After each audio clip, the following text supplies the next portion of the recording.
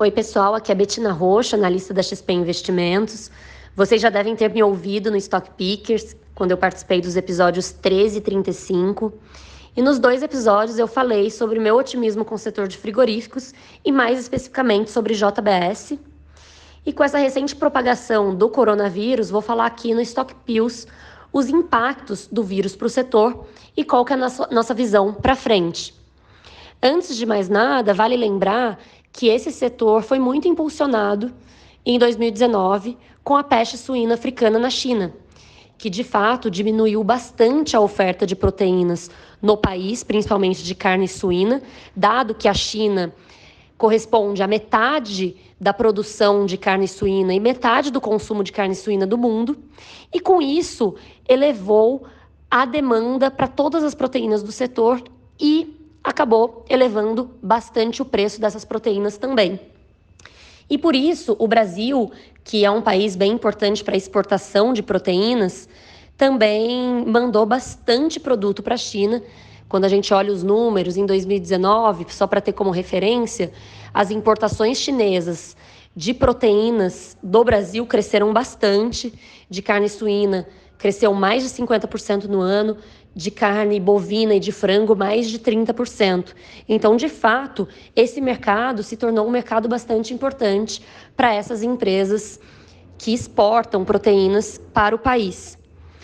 E aí, quando a gente olha essa propagação de coronavírus, a principal preocupação está no impacto para a economia que isso pode gerar, né? Diminuição do consumo e também, principalmente, para essas empresas que vendem para a China e poderiam ter o impacto das vendas serem diminuídas por causa do coronavírus. Mas o que acontece, que vale lembrar, quando a gente olha para a JBS, para a BRF, para a Marfrig, que a gente acompanha bem de perto, é que da receita total delas, menos de 10% vem da China. Então, apesar delas terem sim se beneficiado com exportações maiores para a China, ainda a representatividade como um todo do país é menor.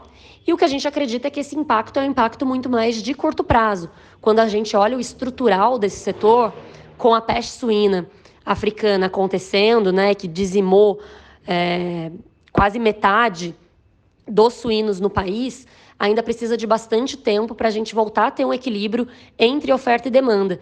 E por isso, olhando para o médio e longo prazo, a gente ainda tem uma visão bastante otimista para o setor. A JBS continua a nossa preferida nesse setor por conta do seu posicionamento, né, geográfico bastante diversificado, a operação super sólida e resultados sendo entregues, mas a gente tem uma visão geral positiva para o setor. Inclusive, o quarto trimestre agora, os resultados devem ser bem fortes para a Marfrig e para a JBS. No primeiro trimestre, pode ser que tenha algum impacto, sim, por conta do coronavírus e também porque é um período sazonalmente mais fraco para os frigoríficos aqui no Brasil. Mas, olhando para o médio e longo prazo, a gente continua com uma visão bastante positiva. A gente tem recomendação de compra para JBS, Marfrig e BRF.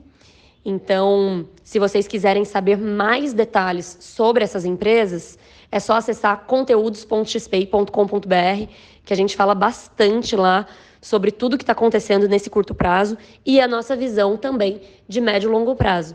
Então, lembrando, esse curto prazo pode ter sim mais pressão por conta do coronavírus e porque o primeiro trimestre é sazonalmente mais fraco para os frigoríficos, principalmente para a carne bovina. Mas olhando para o médio e longo prazo, a gente tem uma visão bastante positiva, ainda com os impactos da peste suína africana, algumas notícias acontecendo, falando sobre gripe aviária também.